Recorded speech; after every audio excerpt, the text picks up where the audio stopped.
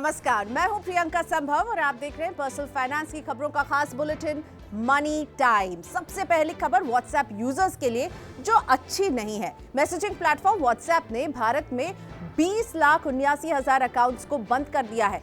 Company ने बताया कि उसने नए आईटी नियमों के तहत इन अकाउंट्स को दिसंबर में बंद किया था। कंपनी ने इस दौरान 528 शिकायतों का निपटारा भी किया है और इनमें से 24 के खिलाफ कार्रवाई भी की है। फेसबुक पर लगभग 2 करोड़ खराब कंटेंट को हटाया गया और इसी तरह इंस्टाग्राम में भी 24 लाख कंटेंट को हटाया गया है। अगली खबर कोरोना की डबल वैक्सीन लेने वालों के लिए है अच्छी खबर। घरेलू एयरलाइन कंपनी इंडिगो ने फुली वैक्सीनेटेड लोगों के लिए खास ऑफर पेश किया है। वैक्सी फेयर ऑफर के तहत यात्रियों को फ्लाइट टिकट पर 10% तक छूट मिलेगी। ऑफर तभी मान्य होगा जब यात्री इंडिगो की वेबसाइट पर टिकट बुक करेंगे। इस ऑफर के तहत बुक किए गए टिकट पर यात्रा करने वाले यात्रियों को स्वास्थ्य और परिवार कल्याण मंत्रालय भारत सरकार से प्राप्त कोविड-19 वैक्सीन प्रमाण पत्र ले जाना होगा और अगर आप ये प्रमाण पत्र नहीं लेकर पहुंचेंगे तो फिर किराए में जो भी डिफरेंस होगा और जो भी चेंज चार्ज होगा ये सब आपको देना पड़ेगा। तो छूट चाहते हैं तो इस प्रमाण पत्र को बिल्कुल नहीं भूलिएगा। अगली खबर, एसबीआई और पीएनबी ग्राहकों के लिए 1 फरवरी से कुछ नियम बदल गए हैं। देश के सबसे बड़े bank state bank of India ने IMPS immediate payment service transaction की सीमा 1 फरवरी से बढ़ा दी है। इसके तहत स्टेट बैंक के ग्राहक अब 2 लाख रुपए की जगह 5 लाख रुपए तक की राशि को आईएमपीएस से भेज सकते हैं। इसके साथ ही बैंक ने ऑनलाइन या डिजिटल तरीके से आईएमपीएस ट्रांजैक्शन को फ्री कर दिया है। हालांकि बैंक शाखा में जाकर आईएमपीएस ट्रांजैक्शन अगर आप करवाएंगे तो एक निश्चित चार्ज आपको देना पड़ेगा। और दूसरे सबसे बड़े सरकारी बैंक पंजाब नेशनल बैंक ने पर्याप्त बैलेंस न रखने पर जुर्माना राशि को बढ़ा दिया है। ये जुर्माना राशि अब 250 रुपए हो गई है जो पहले 100 रुपए थी। पीएनबी ने इसे पॉजिटिव पे सिस्टम नाम दिया है। भारत में बेरोजगारी दर जनवरी में घटकर 11 महीने के निचले स्तर पर पहुंची। जनवरी में भारत की बेरोजगारी दर तेजी से घटकर 6.57% पर पहुंच गई है। ये मार्च 2021 के बाद सबसे निचला स्तर है। मनरेगा के तहत गांव में ज्यादा लोगों को काम मिला, ये अच्छी बात हुई और इससे ये असर हम देख रहे हैं। इससे पहले दिसंबर में बेरोजगारी दर तेजी से बढ़कर 7.91% पर पहुंच गई थी जो नवंबर में 6.97% थी। 15 जनवरी से कोविड प्रतिबंधों में ढील दिए जाने से भी रोजगार की स्थिति में ये सुधार नजर आ रहा है।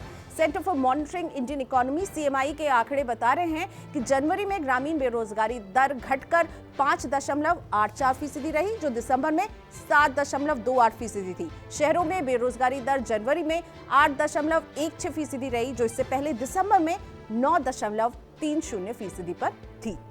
बढ़ते अगली खबर की तरफ। अचल संपत्ति की बिक्री पर टीडीएस नियमों में हुआ है बदलाव। सरकार ने अचल संपत्ति की बिक्री पर स्रोत पर कर कटौती यानी जिसे हम टीडीएस कहते हैं इसके नियमों में बदलाव कर दिया है। इसके तहत 50 लाख रुपए से अधिक मूल्य की गैर कृषि अचल संपत्ति को बेचने पर अब 1% टीडीएस बिक्री मूल्य या स्टैंप शुल्क दोनों में से जो ज्यादा होगा वो देना पड़ेगा। अभी ये कटौती सिर्फ अचल संपत्ति के मूल्य के आधार पर की जाती थी और इसमें स्टैंप शुल्क पर गौर नहीं किया जाता था। अगर अचल संपत्ति का बिक्री मूल्य 50 लाख रुपए से कम है तो उस पर कोई कर कटौती नहीं की जाएगी। अगली खबर, माल्या मोदी जैसे भगौड़ों की देश वापसी का रास्ता हो सकता है साफ। सुप्रीम कोर्ट ने सरकार से पूछा है कि यदि कोई भगौड़ा कारोबारी पैसा चुकाने के लिए तैयार है तो क्यों ना उसे देश वापस लौटने और उसके खिलाफ कानूनी कार्रवाई रोकने पर विचार किया जाए। जस्टिस संजय किशन कौल और एमएस सुंदरेश की पीठ ने कहा है कि अगर भगौड़े कारोबारी पैसा लौटाने पर सहमत है तो सरकार उन्हें सुरक्षा प्रदान करने पर विचार कर सकती है। पीठ ने यह सुझाव हेमंत एस हाथी की याचिका पर सुनवाई करते हुए दिया है जो स्टर्लिंग समूह के प्रमोटर के साथ बैंक ऋण के माध्यम से 14,500 करोड़ रुपए की हेराफेरी करने के आरोप में वांछित हैं। सभी आरोपी भारत से भाग गए हैं और विदेश में रह रहे हैं। मनी टाइम की अगली खबर में समझिए कि घरेलू मैन्युफैक्चरिंग को बढ़ावा देने के लिए किस तरह का कदम उठाया गया है। सरकार ने घरेलू मैन्युफैक्चरिंग को बढ़ावा देने के लिए करीब 350 वस्तुओं पर सीमा शुल्क छूट वापस ले ली है। सीबीआईसी ने कहा कि पूंजीगत वस्तुओं और आयात की जाने वाली वस्तुओं पर दी जा रही सीमा शुल्क छूट की व्यापक समीक्षा की गई और 40 से अधिक सीमा शुल्क छूटों को धीरे धीरे समाप्त किया जाएगा। बजट में कई सामान पर सीमा शुल्क दर को युक्तिसंगत बनाने का प्रस्ताव रखा गया। इसमें पूंजीगत वस्तुओं और परियोजना आयात पर शुल्क को रियायती दरों को चरणबद्ध रूप से समाप्त करने और 7.5% का एक मीडियम स्लैब लागू करने का भी प्रस्ताव रखा गया है। हालांकि देश के भीतर निर्मित नहीं होने वाली उन्नत मशीनरी के लिए सीमा शुल्क में छूट जारी रहेगी। दोपहिया वाहनों की बिक्री जनवरी में फिर एक बार घटी है। देश में दोपहिया वाहनों की बिक्री सालाना आधार पर जनवरी में 21% घट गई है। जनवरी में दोपहिया वाहनों की खुदरा बिक्री पिछले महीने की तुलना में घटकर 10,20,000 इकाई रही। सालाना आधार पर इसमें 14% की ये कमी दिख रही है। बिक्री में कमी का कारण कीमतों में वृद्धि, ईंधन मुद्रास्फीति और ओमिक्रॉन वायरस है। कोरोना वायरस की तीसरी लहर को रोकने के लिए स्थानीय प्रतिबंधों से खुदरा बिक्री प्रभावित हुई है और प्रीमियम मोटरसाइकिलों के उत्पादन में आपूर्ति श्रृंखला में दिक्कतें अभी भी बनी हुई है। फॉरेन डिविडेंड पर देना होगा अब ज्यादा टैक्स। बजट 2022 में उन कंपनियों को तगड़ी चोट पड़ी है जो अपनी विदेशी सब्सिडरी के माध्यम से वैश्विक कारोबार करती हैं। वित्त मंत्री ने ऐलान किया है कि विदेशी सब्सिडरी से मिलने वाले लाभांश पर टैक्स के लिए रियायती दर को खत्म कर दिया गया है। अभी तक भारतीय कंपनियों को आयकर की धारा 115 BBD के तहत विदेशी सब्सिडरी से मिलने वाले लाभांश पर 15% की रियायती दर से टैक्स लगता था, लेकिन फाइनेंस बिल के मुताबिक अब आयकर का ये प्रावधान आकलन वर्ष 2023-24 से लागू नहीं होगा। अब कंपनियों को अपने लाभांश पर मौजूदा लागू कॉर्पोरेट टैक्स रेट देना होगा जो 15 से 30% तक है। अगली खबर, सरकार का फोकस इस बार स्वास्थ्य से रहा बाहर। सरकार कोरोना को लेकर निश्चिंत सी लग रही है और शायद यही वजह रही कि वित्त मंत्री निर्मला सीतारमण ने स्वास्थ्य क्षेत्र के लिए इस बार बजट में कोई ज्यादा राशि नहीं बढ़ाई है।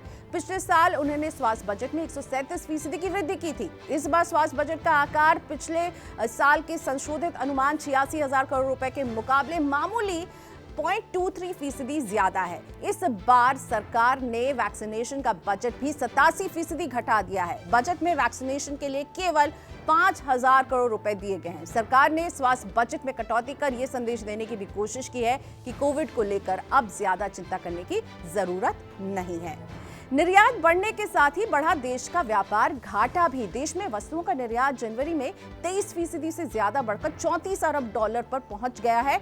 इंजीनियरिंग, पेट्रोलियम, रत्न एवं आभूषण क्षेत्र के बेहतर प्रदर्शन से निर्यात बढ़ा है। जनवरी में आयात भी लगभग 24% बढ़कर 52 अरब डॉलर पर पहुंच गया। इससे व्यापार घाटा बढ़कर करीब 18 अरब डॉलर पर पहुंच गया है। जनवरी 2021 में व्यापार घाटा 14.5 अरब डॉलर था। चालू वित्त वर्ष के पहले 10 महीने अप्रैल से जनवरी के दौरान निर्यात 46% बढ़ोतरी के साथ 335 अरब डॉलर रहा, जो पिछले वित्त वर्ष की समान अवधि में 229 अरब डॉलर के करीब रहा था। किशोर बियाणे की फ्यूचर रिटेल की मुश्किलें कम होने का नाम ही नहीं ले रही। S&P ग्लोबल रेटिंग ने फ्यूचर रिटेल लिमिटेड की लॉन्ग टर्म क्रेडिट रेटिंग को CCC- से घटाकर SD कर दिया है। रेटिंग में ये बदलाव कंपनी के अपने कर्ज के भुगतान में विफल रहने के बाद किया गया है। फ्यूचर रिटेल 31 दिसंबर 2021 को अपना रीस्ट्रक्चरिंग कर्ज के प्रिंसिपल को चुकाने में विफल रही है। 30 दिन का ग्रेस पीरियड भी खत्म हो गया। कंपनी को लगभग 3500 करोड़ का प्रिंसिपल चुकाना था, जिसमें वो विफल रही है। अब आपको देते हैं स्टार्टअप दुनिया की हलचल। Customer data platform first hive ने फंडिंग के ताजा चरण में मेला वेंचर्स से निवेश हासिल किया है।